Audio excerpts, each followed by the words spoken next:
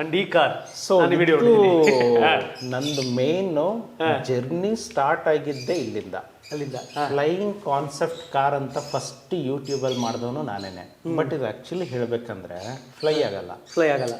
ನೀವು ವಿಡಿಯೋ ನೋಡಿದ್ರೆ ನೀವು ಎಕ್ಸ್ಪೆಕ್ಟ್ ಮಾಡ್ತೀರಾ ಇದು ಫ್ಲೈ ಆಗಬೇಕು ಅಂತ. ಹೌದು ಹೌದು. ಮಕ್ಕಳು ನೋಡಿದ್ರೆ ಇದು ಎಕ್ಸ್ಪೆಕ್ಟ್ ಮಾಡಲ್ಲ ಅವರು.